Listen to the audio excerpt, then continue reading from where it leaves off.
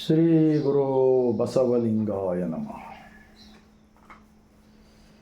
ವಿಶ್ವಗುರು, ಜಗಜ್ಯೋತಿ, ಕ್ರಾಂತಿಯೋಗಿ, ಜಗತ್ತಿನ ಮೊಟ್ಟ ಮೊದಲನೇ ಅನುಭವ ಮಂಟಪ, ಪ್ರಜಾಪ್ರಭುತ್ವ, ವಿಶ್ವ ಸಂವಿಧಾನ ಸ್ಥಾಪನೆ ಮಾಡುವುದರ ಮೂಲಕ ಸರ್ವ ಸಮಾನತೆಗಾಗಿ ಸರ್ವರಿಗೂ ಒಬ್ಬನೇ ದೇವರು, ಎಲ್ಲರ ಒಳಗೆ ಕೂಡ ಒಬ್ಬನೇ ದೇವರು, ಈ ಸತ್ಯವನ್ನು ತಿಳಿಸುವ ಸಲುವಾಗಿ ಜಾತಿ ರಹಿತ ಧರ್ಮ ಸಹಿತ ಕಲ್ಯಾಣ ರಾಜ್ಯ ನಿರ್ಮಾಣವನ್ನು 12ನೇ ಶತಮಾನದಲ್ಲಿ ಮಾಡಿ ತೋರಿಸಿದ ಇತಿಹಾಸವಿದೆ.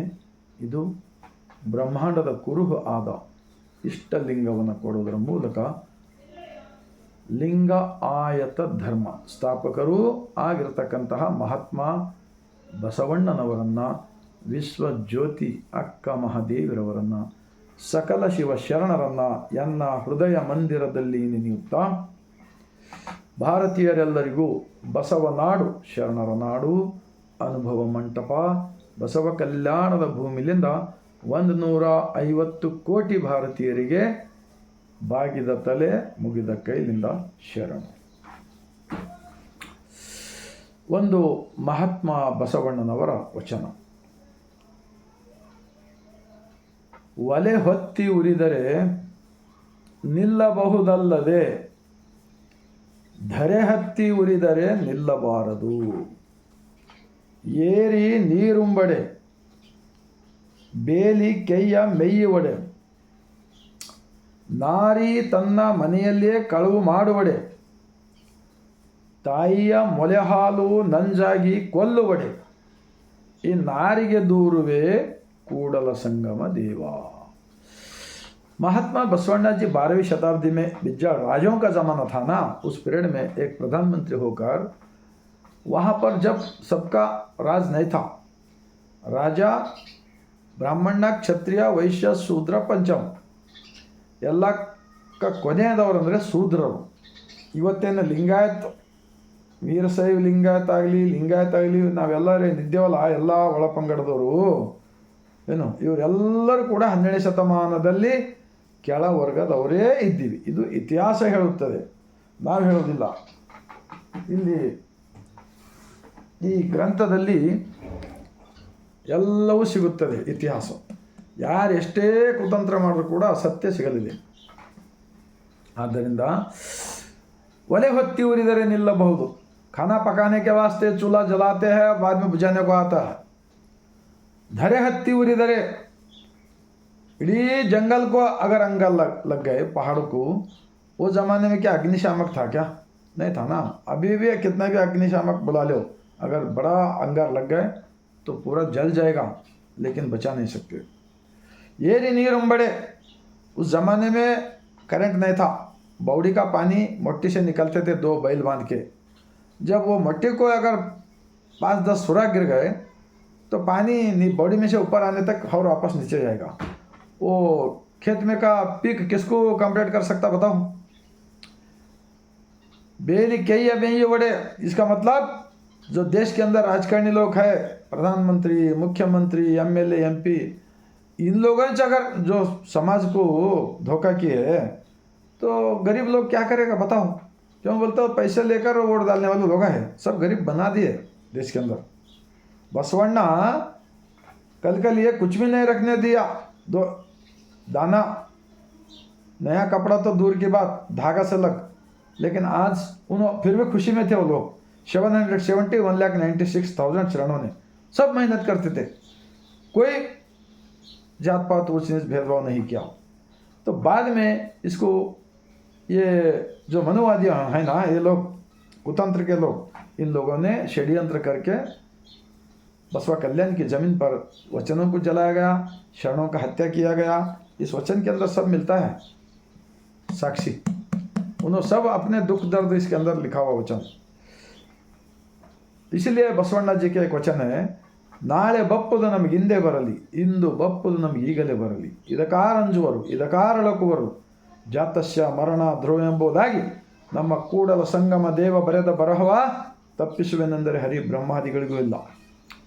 देखो, महात्मा बसवण्णा एक प्रधानमंत्री होकर कितना हिम्मत से समाज के तरफ खड़ा, गरीबों के पीछे, पिछड़े जिसको सताया गया, जिसको नीचे गिराया गया, वैसे लोगों को गले लगाया। आज बसवा कल्याण के अंदर या कर्नाटक के अंदर जो बसवण्णा जी का विचारों को एक क्या भी करने का जो कोशिश कर रहा है ना, तो उस जमाने में पूरे नीचे के लोगों को हत्या किया गया, वचन जलाए गए। अगर आप लोग ये बसवण्णा स्थापित धर्म को नहीं बचाया तो भारत देश बर्बाद हो जाएगा, और जो राजाओं का ज़माना था ना वो ज़माना आएगा। याद रखना ये बात। मैं एक इस किताब को पढ़कर बोल रहा हूँ, पीछे 27 साल से मैं पढ़ रहा हूँ। कितना कचरा डाला गया इस देश के अंदर, हाँ, कितना कचरा डाला गया देखो। तो ಇನ್ನೊಂದು ಬಸವಣ್ಣನವರ ವಚನ, ಮನೆ ಒಳಗೆ ಮನೆ ಒಡೆಯ ಇದ್ದಾನೋ ಇಲ್ಲವೋ, ಹೊಸ್ತಿಲಲ್ಲಿ ಹುಲ್ಲು ಹುಟ್ಟಿ ಮನೆ ಒಳಗೆ ರಜ ತುಂಬಿ, ಮನೆ ಒಳಗೆ ಮನೆ ಒಡೆಯ ಇದ್ದಾನೋ ಇಲ್ಲವೋ, ತನುವಿನೊಳಗೆ ಹುಸಿ ತುಂಬಿ ಮನದೊಳಗೆ ವಿಷಯಗಳು ತುಂಬಿ, ಈ ಮನೆ ಒಳಗೆ ಮನೆ ಒಡೆಯ ಇಲ್ಲ ಇಲ್ಲ ಕೂಡಲ ಸಂಗಮ देव। कितना उदाहरण दे के हमको समझाया देखो बसवण्णा जी और शरणों ने। एक नया घर बांधा समझो, अगर वो लाखों रुपए खर्च करके अगर घर छोड़ के 1 महीना चले जाओ, आने तक क्या होता घर का हालत। घर में पूरा जाली लग जाता, चूहे हैगण सब फिरते रहते, और घर के सामने कचरा गिरा हुआ रहता। अगर वापस आ गए तो साथ ही साथ घर में जाकर सो जा सकते, क्या बताओ। पूरा साफ करना पड़ेगा जब उस घर में नींद आएगा। वैसा ही एक बाहर का घर का उदाहरण देकर, ये शरीर एक भगवान का मंदिर है, सृष्टि का मालिक का मंदिर है। तो इसीलिए बसवा कल्याण के शरणों ने ಗುಡಿ ಗುಂಡಾರಗಳನ್ನು ಮೂರ್ತಿಗಳಲ್ಲಿ ಪ್ರಾಣ ಪ್ರತಿಷ್ಠೆ ಮಾಡುತ್ತೀವಿ, ನಾವು ಜ್ಯೋತಿಷ್ಯ ಹೇಳ್ತೀವಿ, ಪಂಚಾಂಗ ಪುರಾಣ ಹೇಳ್ತೀವಿ, ನಿಮ್ಮನ್ನು ಇದರಿಂದ ನಿಮ್ಮ ಭಯವನ್ನು ತೆಗಿತೀವಿ ಅಂಥೇಳಿ ಇವತ್ತು ನಡೆಸ್ತಕ್ಕಂಥದ್ದು ಮಾಡ್ತಾ ಇದ್ದಾರಲ್ಲ, ಇವರು ಏನು ಕರ್ತವ್ಯ ಇತ್ತಪ್ಪ ಅಂದರೆ, ಧರ್ಮದ ಬಗ್ಗೆ ಮಾತಾಡ್ತಕ್ಕಂಥವ್ರು ಇವರೆಲ್ಲರ ಕರ್ತವ್ಯ ಏನಿತ್ತಪ್ಪ ಅಂದರೆ, ಬಸವಾದಿ ಶಿವಶರಣರ ವಚನಗಳನ್ನು ತಾವು ಕರಗಿಸಿಕೊಂಡು ಇನ್ನೊಬ್ಬರನ್ನು ತಿಳಿಸಬೇಕಾಗಿತ್ತಲ್ಲ, ಆ ಕಾರ್ಯ ಮಾಡಿಲ್ಲ. ಅದಕ್ಕಾಗಿ ದೇಶದಲ್ಲಿ ಭ್ರಷ್ಟಾಚಾರ ಹೆಚ್ಚಾಗಿದೆ. ಕಳ್ಳ ಸುಳ್ಳ ಮೋಸ ವಂಚನೆ, ದಿನನಿತ್ಯ ಜಗಳಗಳು, ಕೊಲೆಗಳು, ಸುಲಿಗೆಗಳು, ಓಟ್ ಚೋರಿ, ಅದು ಇದು ಏನು ಒಂದಿಲ್ಲ ಎರಡಿಲ್ಲ, ಸಾವಿರಾರು ಲಪಡಗಳು ನಡೀತವೆ. ಇದಕ್ಕೆಲ್ಲ ಕಾರಣ ಇವತ್ತಿನ ಮತ್ತೆ ಬಸವ ಕಲ್ಯಾಣದಲ್ಲಿ ಆಗಲಿ ಇನ್ನೊಂದು ಜಿಲ್ಲೆಯಲ್ಲಿ ಆಗಲಿ ಬಸವಣ್ಣನವರನ್ನು ಅಲ್ಲಮಪ್ರಭು, ಅಕ್ಕ ಮಹಾದೇವಿ, ಸಿದ್ದರಾಮೇಶ್ವರ ಎಲ್ಲರೂ ಮಡಿವಾಳ ಮಾಚಿ ತಂದೆಯವರು ಹೇಳ್ತಾರೆ ಒಂದು ವಚನದಲ್ಲಿ, ಎತ್ತೆತ್ತ ನೋಡಿದರತ್ತತ್ತ ಬಸವನೆಂಬ ಬಳ್ಳಿ, ಎತ್ತಿ ನೋಡಿದರೆ ಲಿಂಗವೆಂಬ ಗೊಂಚಲು, ಒತ್ತಿ ಹಿಂಡಿದರೆ ಭಕ್ತಿ ಎಂಬ ರಸ ನೋಡಯ್ಯ. ಆಯತ ಸ್ವಾಯತ ಸನ್ನಿಹಿತ ಬಸವಣ್ಣನಿಂದ, ಗುರು ಲಿಂಗ ಜಂಗಮ ಬಸವಣ್ಣನಿಂದ, ಪಾದೋದಕ ಪ್ರಸಾದವೆಲ್ಲವೂ ಬಸವಣ್ಣನಿಂದ. ಅತ್ತ ಬಲ್ಲಡೆ ನೀವು ಹೇಳಿರ್ಯೋ, ಇತ್ತ ಬಲ್ಲಡೆ ನೀವು ಕೇಳಿರ್ಯೋ, ಬಸವ ಬಸವ ಎಂದು ಮಜ್ಜನಕ್ಕೆ ಎರೆಯದವನ ಭಕ್ತಿ ಶೂನ್ಯ ಕಾಣ ಕಲಿದೇವರ ದೇವ ಎಂದು ಮಡಿವಾಳ ಮಾಚೆ ಕ್ರಾಂತಿಕಾರಿ ಅವತ್ತ ವಚನಗಳನ್ನು ಸುಡಲು ಶರಣರ ಹತ್ಯೆ ಮಾಡ್ತಕ್ಕಂಥ ಸಂದರ್ಭದಲ್ಲಿ ಮಡಿವಾಳ ಮಾಚೆ ತಂದೆಯವರು ಸತ್ಯದ ಪರವಾಗಿ ಬಹಳಷ್ಟು ಕ್ರಾಂತಿ ಮಾಡಿದ್ದಾರೆ. ಆದ್ದರಿಂದ ನಾವು ಒಂದೇ ಒಂದು ವಿನಂತಿ, ಬಸವಾದಿ ಶರಣರ ಹಿಂದೂ ಸಮಾವೇಶ ಮಾಡುವ ಬದಲಾಗಿ ಬಸವಾದಿ ಶಿವಶರಣರು ಸ್ಥಾಪಿಸಿದ ಸಕಲ ಮಾನವ ಜೀವರಾಶಿಗಳಿಗಾಗಿ ಜಾತಿ ರಹಿತ ಧರ್ಮ, ಕಲ್ಯಾಣ ರಾಜ್ಯ ಕಟ್ಟಲು ಅನುಭವ ಮಂಟಪದ ಮೂಲಕ ಲಿಂಗಾಯತ ಧರ್ಮ ಸಮಾವೇಶ. ಲಿಂಗ ಅಂದರೆ ಬ್ರಹ್ಮಾಂಡದ ಕುರುಹು. ಸೂರ್ಯ ಯಾರಿಗಾಗಿದ್ದಾನೆ ಹೇಳಿ? ಎಲ್ಲರಿಗಾಗಿದ್ದಾನೆ. ಲಿಂಗವೆಂದರೆ ಎದೆಯ ಮೇಲೆ ಇಷ್ಟಲಿಂಗವನ್ನು ಧರಿಸಿದ ಬಳಿಕ ನಮ್ಮ ಶರಣರು ಪರಮ ಪತಿವ್ರತೆಗೆ ಗಂಡನೊಬ್ಬ ಎಂದು ಹೇಳಿದರು. ಗಂಡನೊಬ್ಬ ಮತ್ತೊಂದಕ್ಕೆ ಎರಗಿದರೆ ಕಿವಿಮೂಗ ಕೊಯ್ಯುವನು, ಹಲವು ದೈವಗಳ ಎಂಜಲ ತಿಂಬುವವರಿಗೆ ನಾನೆಂತು ನಂಬುವೆನಯ್ಯ ಕೂಡಲ ಸಂಗಮದೆ.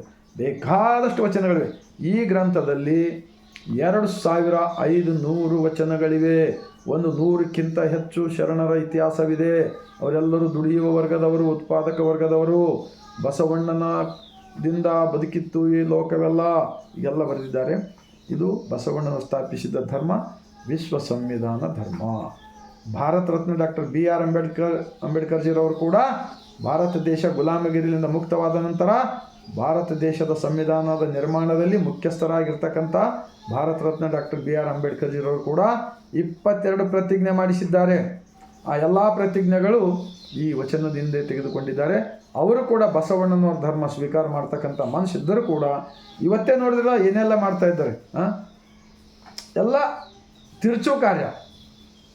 ಅವತ್ತೆಷ್ಟು ಮಾಡೋಕ್ಕಿಲ್ಲ. ಇವತ್ತು ಪ್ರಜಾಪ್ರಭುತ್ವ ಇದ್ದರೆ ಪ್ರಭುತ್ವ ಇದ್ದರೆ ಈ ಥರ ನಡೀತಾ ಇದೆ. ಅದನ್ನು ಅವತ್ತೆಷ್ಟು ಅನ್ಯಾಯ ಮಾಡಿರ್ಬೋದು, ವಿಚಾರ ಮಾಡಿಸೋದು.